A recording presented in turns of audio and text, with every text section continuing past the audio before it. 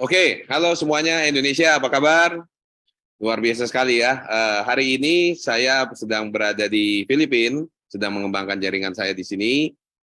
Saya harap Anda semuanya sehat-sehat, karena kita semuanya sedang berjuang bersama. Oke, untuk mempercepat waktu, Bapak Ibu sekalian, saya akan men-share screen sebentar. Oke, oke, bisa terlihat ya share screen-nya ya?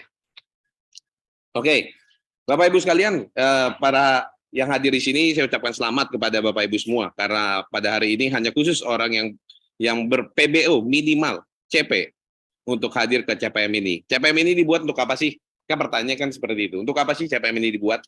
CPM ini dibuat untuk membantu kita untuk terbiasa dengan namanya challenge meeting, agar untuk menaikkan katup bisnis kita. Oke, jadi pada hari ini saya akan men-sharingkan apa itu dengan yang namanya mindset. Saya yakin Bapak Ibu, banyak sekali orang-orang di luaran yang menjalankan bisnis Tiansi terutama, yang menjalankan sekedar hanya menjalankan saja. Oke, hanya sekedar menjalankan saja tanpa mengupgrade dari sisi mindset-nya. Nah, dari sisi mindset, kenapa penting sekali? Ibaratnya seperti ini, analoginya. Ketika Anda tahu di satu perusahaan, di kantor, kan ada levelnya tuh. Ada yang namanya office boy, ada staff biasa, ada manajer, ada direktur, ada CEO, sampai ada owner perusahaan. Nah, menurut Anda, di setiap level itu ada perbedaannya nggak? Ada. Perbedaannya bukan di masalah nasibnya. Ya, kebanyakan orang nggak bedanya di nasib, Pak. Bukan. Beda bukan di hanya penghasilan. Tapi perbedaannya adalah dari sisi mindset-nya. Contoh, seorang OB dibandingkan dengan seorang staff biasa, berbeda nggak? Berbeda sekali dari segi tanggung jawabnya, dari segi pekerjaannya, yang paling penting dari segi mindset-nya. Nah, staff biasa dengan seorang manajer juga berbeda juga, Bapak Ibu. Berbeda dari tanggung jawabnya, dari pekerjaannya, dan juga dari sisi mindset-nya. Makanya jadi seorang manajer. Dan manajer dengan seorang direktur juga berbeda. Direktur dengan seorang owner juga berbeda. Jadi apa yang membedakan dari level-level itu? Yang membedakan sebenarnya bukan dari sisi tanggung jawabnya aja, tapi dari sisi mindset-nya. Dari sisi mindset-nya, Bapak Ibu. Jadi seperti kita ada yang Anda sudah tahu di sini, banyak peringkat. Ya, dari bintang 5, 6, 7, 8, bronze, silver, gold, diamond, director, sampai executive director. Nah, perbedaannya di apa sih? Bukan masalah di waktu lamanya saja, tapi ada perbedaannya ada di mindset. Kalau Anda benar-benar ingin sekali menjadi seorang director seperti Pak Nursam, wah, itu Anda harus punya mindset sebagai seorang director, Bapak Ibu.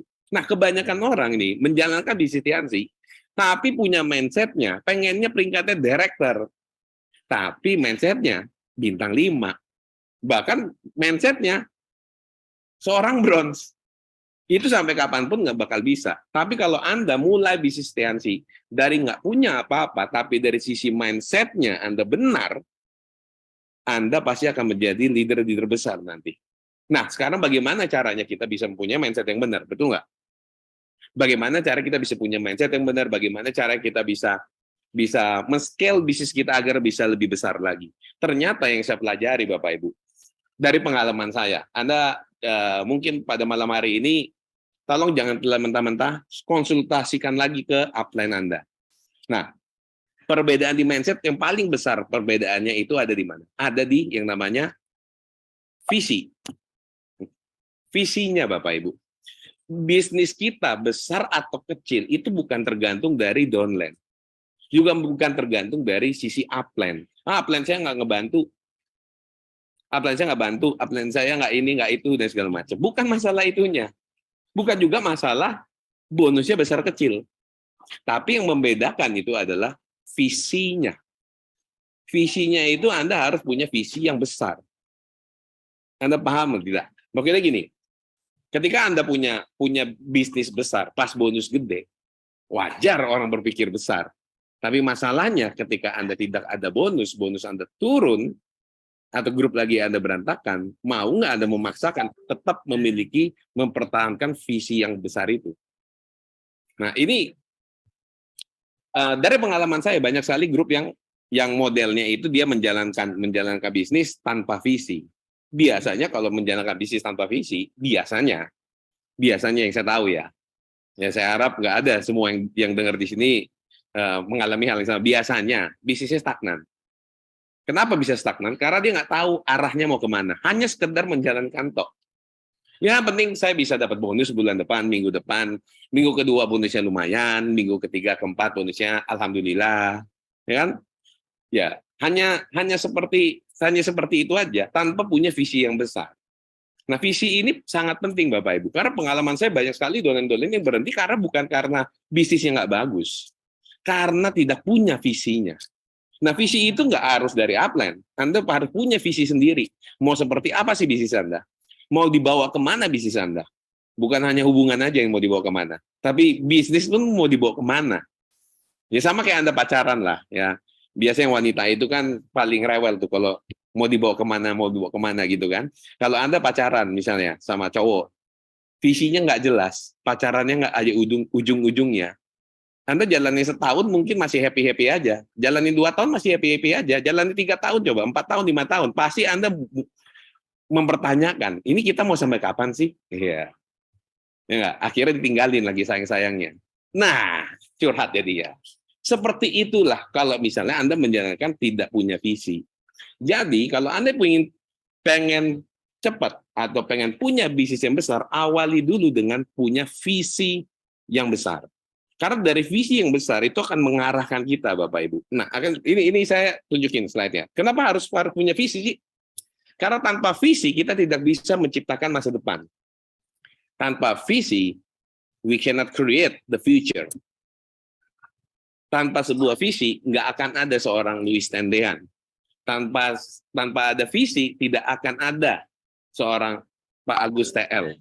Tidak ada Pak Naga Sugara. Tidak ada Pak Rizky Kanata. Tidak ada Bapak Ruli Wahyudi, tidak ada Bapak Nur Sam, tidak ada Bapak Abdi Suwardin.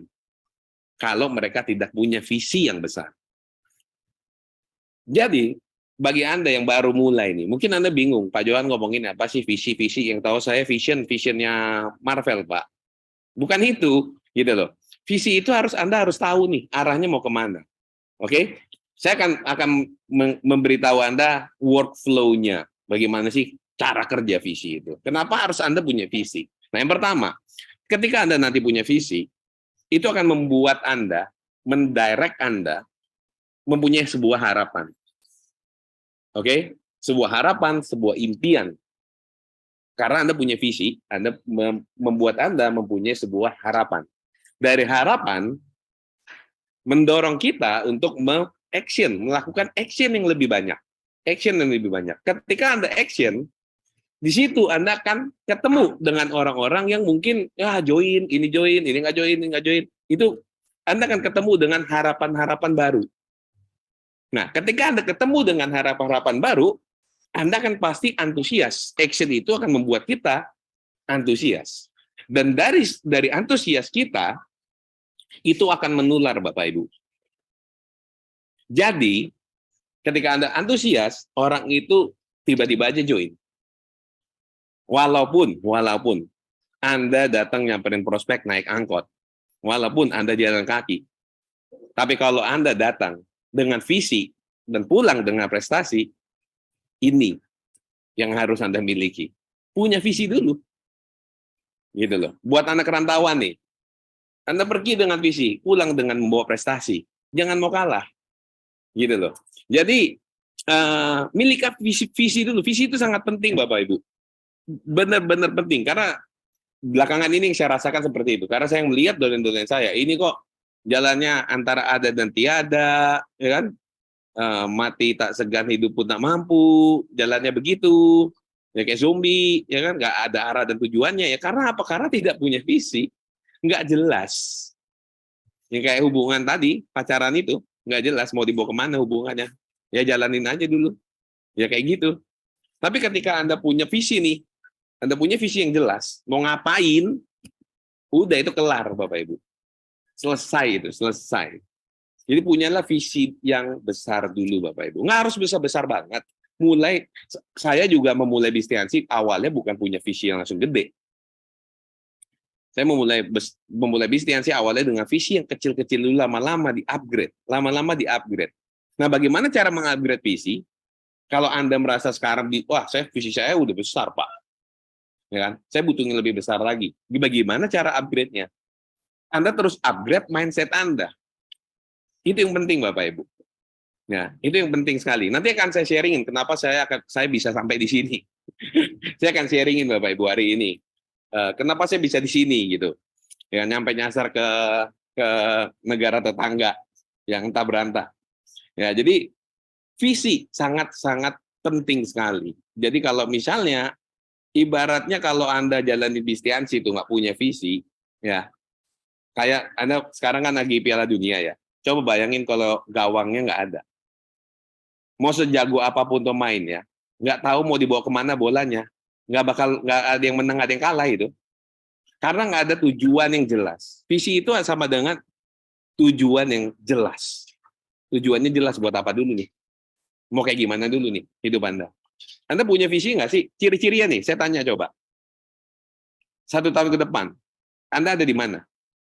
Anda ada di mana? Posisi Anda di peringkat apa? Mau punya bisnis yang sebesar apa? Dan pengen punya bonusnya sebesar berapa? Kalau Anda masih bertanya-tanya, ya berapa ya? Artinya Anda tidak punya visi, Bapak Ibu. Kecenderungannya orang tidak punya visi akan jalan intiansinya suka-suka. Tapi kalau Anda punya visi, jalan intiansinya sudah tertata. Karena dari visi itu kita akan membuat kita punya harapan. Yang seperti ini workflow-nya. Ya, itu. Oke. Nah, ini ada beberapa tipikal distributor nih. Ya, tipikal distributor. Jadi ada tipikal distributor yang tidak punya visi. Wah, ini paling luar biasa ini. Ya, tidak punya visi, ciri-cirinya bagaimana? Ya jalan intiansi mah ala kadarnya. Ala kadarnya aja, yang penting ada ngomset. Ya kan? Ada masalah dikit, ya udah gitu. Itu tipikal distributor yang tidak punya visi. Ya, tidak punya visi, yang jalaninnya suka-suka, datang ke CPM datang, nggak datang, bawa prospek suka-suka, kan? Apalagi kalau misalnya disuruh ngundang orang nggak mau, kan? Maunya ya banyak macam-macam lah, banyak maunya lah. Itu nggak punya visi tuh. Kerjaannya komplain mulu tuh. Itu kategori leader yang tidak punya visi. Oke? Ada juga orang yang tipikal kedua, distributor yang tipenya kedua. Dia mengikuti visi orang lain. Nah, ini nih, mengikuti visi orang lain. Contohnya, Anda lihat dream sharing dari Crossline. Wah, dia pengen punya ini, punya itu. Anda terinjeksi untuk punya hal yang sama. Kalau Anda masih seperti itu tidak akan bertahan lama, Bapak Ibu. Tidak akan bertahan lama. Ya mungkin bisa bertahan lama, tapi tidak akan selama kalau misalnya visinya datang dari Anda. Nah, visi ini nggak bisa didapetin dari mana-mana, harus Anda sendiri yang menemukan. Gimana cara menemukannya? Anda banyak-banyak konsultasi sama upline. Itu harus dari apa ya? Dari dalam keluarnya. Desire, core desire disebutnya. Anda harus punya core desire-nya. Ya. Yang tipe yang ketiga itu orang yang membuat dan menjadikan itu menjadi nyata bersama-sama. Ya, jadi tergantung dari Anda. Kalau misalnya Anda merasa bisnis Anda stagnan, oke, bisnis Anda stagnan, ya coba deh berkaca, Anda ada yang di tipikal distributor yang seperti apa? Apakah Anda yang hanya ikut-ikutin orang, ataukah Anda sudah benar-benar menentukan visi yang jelas, atau Anda tipe yang ketiga? Yang ketiga ini, kalau Anda menjadi orang yang ketiga ini, itu kerja sama upline, wah udah enak banget tuh. TikTok tau nggak? Ngerti nggak? TikToknya tuh udah enak banget. TikTok ya, bukan TikTok ya. TikToknya tuh udah enak banget, gitu loh. Karena udah sama-sama sevisi nih. Visi Anda itu pengen kayak gini, visi upline Anda tuh punya visi sendiri, tapi sejalan. Karena sejalan, kerjasamanya tuh enak banget. Contohnya kayak gimana? Anda pernah ngalamin nggak sih ketika Anda ngobrol sama downline, terus Anda sudah berapi-api nih visinya, tapi downline Anda nggak nyambung. Anda pasti pernah ngalamin itu. Atau misalnya upline Anda sudah ngomong nih dengan semangat 45, tetapi Anda nggak semangat. Itu artinya belum sevisi, belum satu tujuan gitu loh. Belum satu tujuan. Nah, Bagusnya di sini, di kita ini, di bisnis MLM ini, semuanya terikat. Semuanya terikat satu sama lain. Jadi visi upline Anda punya visi yang besar, Anda punya visi yang besar, sama juga walaupun berbeda dengan arahnya, tapi jalurnya sama. Dan itu yang paling enak sebenarnya kalau kita menggarap orang yang benar-benar satu visi dengan kita. Nah, bagaimana mencari orang yang satu visi? Betul nggak? Pertanyaan begitu, Pak. Bagaimana, Pak, kalau kita cari satu visi? Iya, solusinya adalah perbanyak ketemu orang. Perbanyak ketemu orang. Anda perbanyak ketemu orang, Anda perbanyak untuk ketemu dengan orang-orang, perbanyak aja. Anda pasti akan menemukan kok. Anda akan menemukan. Kalau Anda hari ini merasa Anda tidak punya visi, kabar baiknya visi itu bisa dipelajarin. Visi itu bisa kita pelajarin, Bapak Ibu. Jadi visi itu bukan kayak dapat wangsit tiba-tiba. Ya kan? Bukan dapat wangsit tiba-tiba, tapi visi itu kita bisa kita pelajarin. Dengan Anda membuat goal-goal besar, kecil, dan lain-lain. Oke? Nah, setelah Anda punya visi, oke Pak, gue udah ketemu visinya Pak, terus gue masih ngapain? Pertanyaan bagus tuh, mesti ngapain? Ya kan? Pertama, yang Anda harus lakukan adalah Anda membuat rencana. Kapan ingin tercapai? Kapan? Seperti gimana? Bagaimana caranya? Ya kan? Habis itu, Anda buatlah goal. Yearly goal, monthly goal, weekly goal, sampai daily goal. Goal bulanan, tahunan, mingguan, sampai harian. Dengan kayak gini dengan Anda membuat rencana seperti ini, Anda akan bergerak mengarah ke visi Anda. Mengarah ke visi Anda. Anda akan bergerak mengarah ke visi Anda. Saya kasih tahu Bapak Ibu, saya pengen sharing boleh? Ya boleh lah ya, nggak ada yang ini ya. Oke, saya pengen sharing Bapak Ibu. 7 bulan yang lalu, ya sekitar 7 bulan yang lalu. Sebenarnya saya punya rencana untuk mengembangkan di luar negeri itu sudah dari sebelum pandemi. Tapi karena pandemi, semua perbatasan ditutup, akhirnya dibatalkan. Sampai akhirnya awal tahun ini, saya dengar sudah dibuka. Oke? Sebelum ke sini, saya bukan yang nggak pakai apa-apa dulu langsung main ke sini. Saya sudah merencanakan dulu. Saya sudah melakukan research dulu. Seperti apa kayak di sini. Ya kan? Dan saya sudah melihat, saya sudah membuat rencana. Oke? Saya sudah membuat rencana dan saya sudah membuat goal. Sudah membuat goal nih. Bulanan, mingguan, sampai tahunan, sampai harian. Jadi saya udah buat rencana ke sini, ini baru modal nekat. Jadi waktu saya pertama kali ke Filipina, asli saya itu nggak punya siapa-siapa Bapak Ibu. Seonggok daging naik pesawat dari Indonesia ke Jakarta, tanpa kenal satu pun siapa, tanpa kenal siapapun, nggak punya kenalan, nggak punya donden, saya main ke sini aja. Katanya harus ada punya rencana, Pak. Itu rencana saya memang. Karena nggak punya siapa-siapa yang menariknya. Jadi itu mendorong kita untuk memaksakan keluarin potensinya. Nah, ini jangan ditelan teman-teman Bapak Ibu ya. Tolong dikonsultasikan lagi ke upline. Karena saya nggak tahu pribadi Anda seperti apa, saya nggak tahu jaringan Anda seperti apa, dan saya nggak tahu juga seperti apa Anda orangnya, sukanya sukanya berproses seperti apa. Kalau saya, itu buat saya menantang. Jadi waktu pertama kali saya ke sini, saya nggak punya apa-apa, saya sendirian.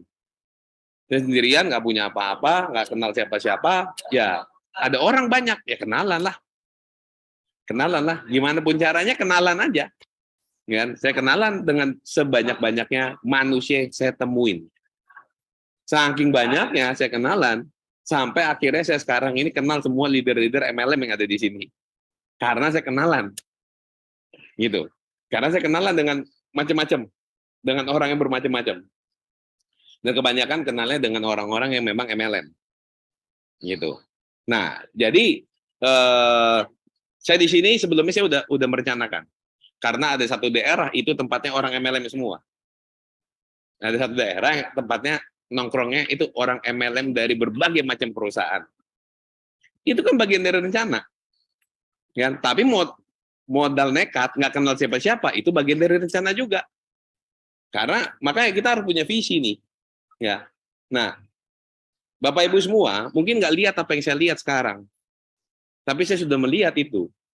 Karena waktu itu saya melihat kalau misalnya saya pengen penghasilannya jutaan US dollar, ya, saya melihat kesamaan antara orang-orang antara leader-leader MLM dunia yang penghasilannya jutaan dolar sebulan, mereka itu tidak ada yang bermain di satu negara. Mereka itu mengekspansikan bisnisnya itu ke beberapa negara. Nah, saya langsung muter nih otak saya, ya kan? Wah, visi baru nih, menantang nih. Akhirnya saya pilih negara inilah. Dan itu dibuat rencana, buat goalnya, mesti ngapain, mesti gimana, dan lain-lain. Nah, jadi itulah saya bisa ke sini karena saya mempunyai visi yang dari tiga tahun lalu.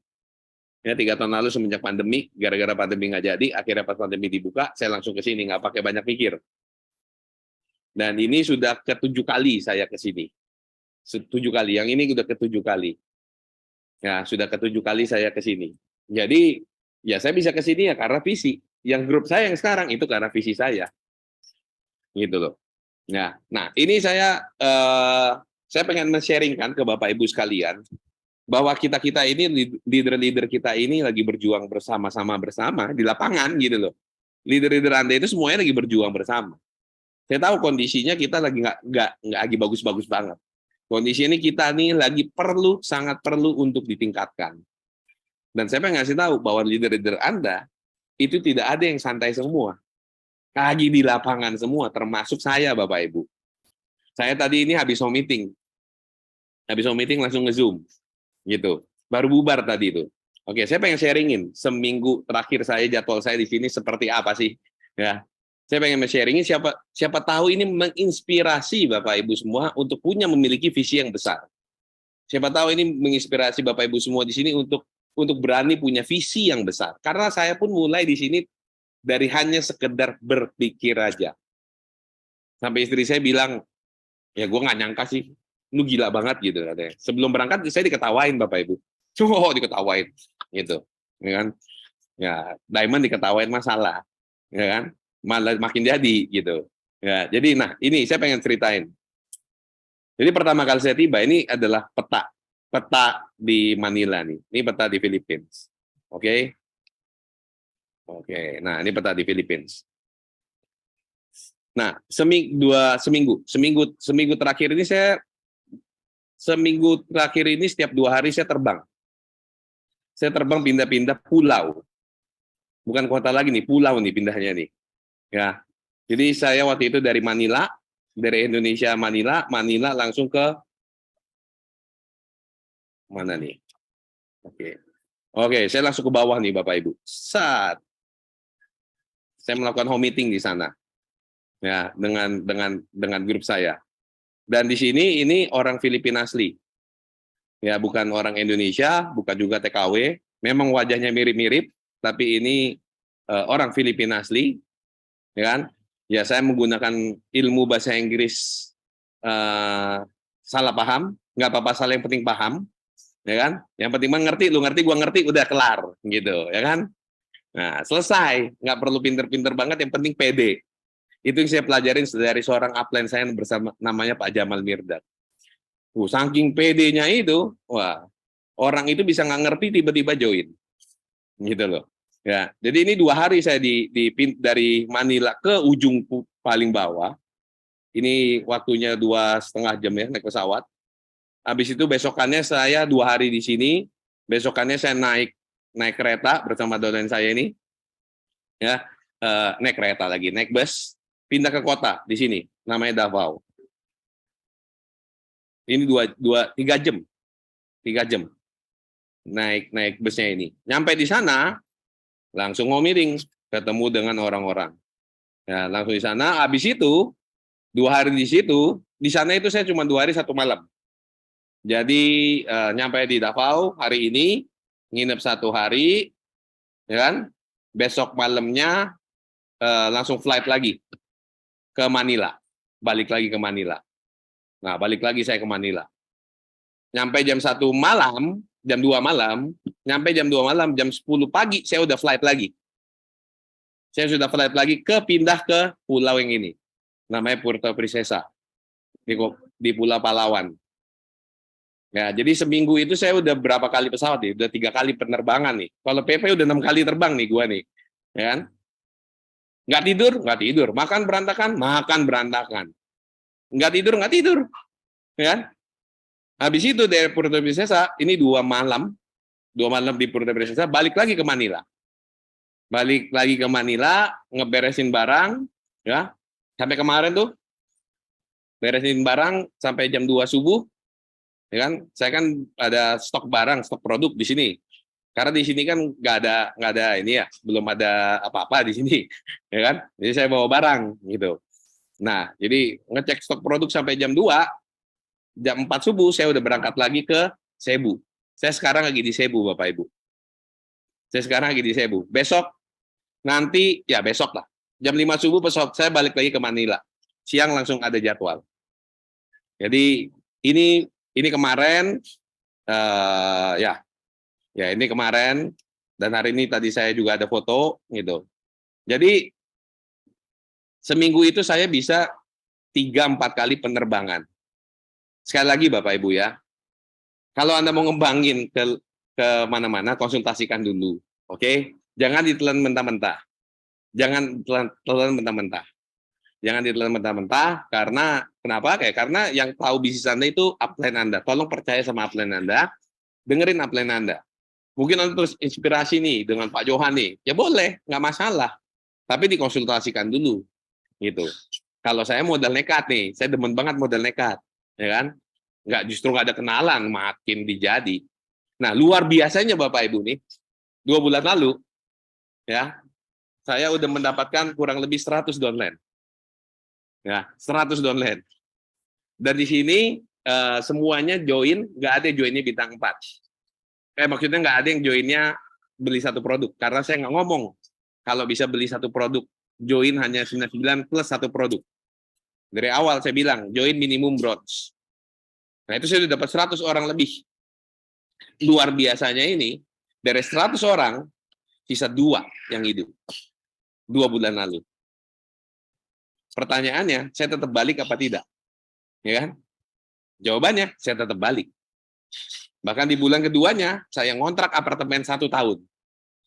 Kenapa? Kok Pak mau kayak gitu, Pak? Kan itu nggak jalan. Bukan itunya nggak jalan. Saya yakin kok suatu saat nanti pasti akan ada yang ikutin saya. Satu saat pasti ada yang satu visi dengan saya. Kebanyakan orang nih, kalau kita bicara ngembangin luar kota, terlalu cepat ngambil keputusan nih. Sekali lagi nih Bapak Ibu dikonsultasikan ke upline-upline Anda. Ya. Jangan ditelan mentah-mentah, dikonsultasikan ke upline-upline Anda. Karena yang paling tahu bisnis Anda adalah upline Anda. Oke, kenapa saya balik lagi? Karena saya melihat visi yang besar di sini. Kalau saya tidak punya visi, Bapak Ibu, kalau saya tidak punya visi di sini pengen seperti apa, mungkin 2 bulan lalu saya sudah memutuskan, udahlah, nggak jadi. Tapi karena saya punya visi yang besar di sini, makanya walaupun sisa 2 nih, sekarang sisa 1. Kebayang nggak? Dari 100, 2, 1. Nah, sekarang saya bagi bareng 1 orang itu di sini. Ya kan? Bagi bareng 1 orang itu di sini nih. Nah, sisa 1, saya kerjain. Kalau nggak ada, nggak masalah. Ada banyak orang di sini. Tinggal cari. Gitu loh. Jadi kalau Anda sudah punya visi yang besar, Bapak Ibu, apapun akan jadi, yang jadi hambatan akan nggak ada kelihatan hambatannya. Justru karena Anda nggak punya visi yang besar, semuanya kelihatan hambatan. Karena Anda tidak punya visi yang besar. Kalau Anda punya visi yang besar, Bapak Ibu, nggak masalah. Hilang. Bisa kita cari lagi kok. Banyak orang di sini, kenalan aja apa susahnya. Gitu. Karena punya visi yang besar. Ketika Anda sudah punya visi yang besar, Anda mulai mengerjakan visi yang Anda kerjain, langkah terakhir adalah bekerjalah dengan ikhlas. Kerja dengan ikhlas, Bapak Ibu. Apa itu, Pak, kerja dengan ikhlas? Saya ikhlas kok, Pak. Bukan, maksudnya begini. Yang dimaksud kerja ikhlas, oke, sebelumnya saya pengen cerita dulu ya. Suatu hari ada dolen saya buat janji sama saya. Buat janji dengan saya, eh, di kota, bukan di kota lain sih, di tempat yang agak jauh lah dari rumah saya. Waktu itu downline saya buat janji, saya udah sampai, downline saya cancel, mendadak cancelin saya nih. Saya udah nyampe, mending kalau belum nyampe nih, udah nyampe cancel. Dia bilang, sorry nggak bisa datang, gini gini gini gini. Besok lagi ya, besok lagi ya. Besok dengan jadwal yang sama, di jam yang sama, di tempat yang sama, di detik yang sama juga, cancel lagi. Dan istri saya nanya, lu nggak kesel digituin sama donen lu? Ya, ngapain harus kesel? Lah, lu kenapa nggak kesel? Karena gue sampai titik ini, saya sampai titik ini, Bapak Ibu. Saya cuman mikirin cuma kerja doang. Saya sudah ikhlaskan hasilnya. Saya sudah pasrahkan hasilnya. Hasilnya diikhlaskan ke Allah. Karena yang membuat orang itu join, jalan, gerak, itu adalah Allah. Tugas kita adalah kita cuma kerja. Kebanyakan orang maunya kita yang nentuin. Itulah kenapa banyak orang yang ketika jalani bistiansi, ketika downline-nya hilang, ketika grupnya hancur, ngedown karena tidak ikhlas. Anda harus kerja pakai otot ikhlas. Kalau Anda sudah sampai ke titik ikhlas, percaya sama saya Bapak Ibu, Anda jalan ini tanpa beban. Pasti tanpa beban sama sekali. Tanpa beban. Anda jalaninnya fun banget. Gitu. Walaupun saya sudah ngumpulin banyak orang, udah meeting, wah, saya udah kepikiran tuh ini mau buat Grand Open nih, kayak seru nih mau buat Grand Open nih. Sisa 2. Bulan depan sisa 1. Tapi karena saya kerjanya ikhlas, ya udah. Ya udahlah, ikhlasin aja. Toh saya percaya bagi Anda yang sedang ditinggalin downline, ya, bukan ditinggalin pacar ya, brosis ya, ditinggalin downline. Pas lagi sayang-sayangnya, ya, ikhlasin aja Bapak Ibu. Suatu saat nanti Tuhan itu nggak buta. Tuhan itu tahu kok. Dan suatu saat nanti kalau memang dia adalah leader terbaik untuk Anda, dia pasti akan jadi leader Anda. Kalaupun tidak, tenang aja, Tuhan akan menggantikan yang jauh 10 kali lipat, jauh lebih bagus daripada downline Anda yang meninggalkan Anda. Itu yang saya pegang sampai saat ini. Walaupun saya ada 100 orang, sisa 2, sisa 1, nggak masalah. Saya ikhlasin. Dengan saya mengikhlaskan, maka semuanya jadi luar biasa. Ya, apalagi kalau misalkan dihitung nih, pengeluaran terbang ke sini, kontrak tempat, gitu ya, itu harganya nggak murah loh Bapak Ibu. Harganya mahal. Buat ongkosnya aja saya belum nutup nih. Buat ongkosnya aja. Tapi penting saya ikhlasin aja. Karena saya yakin pasti akan ada. Oke? Nah, ya ini foto-foto saya waktu di Filipina. Ya, ini dengan orang Filipina semua nih. Itu. Nah, ini kita lagi training. Gitu. Nah, ini ada berapa oh ya, saya ke sini sama Pak Agus TL lagi ada di sini juga, tapi kita beda kota. Nah, saya dengan Pak Agus TL juga Bapak Ibu ya. Saya melihat kerjanya itu, luar biasa sekali.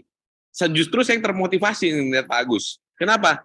Kebayang nggak? Kita satu apartemen 1 minggu, ketemu 1 hari doang. Satu apartemen 1 minggu, tapi saya sama dia ketemu muka 1 hari doang, gitu loh. Dan Pak Agus TL juga kemana-mana dia, keliling kemana-mana, gitu.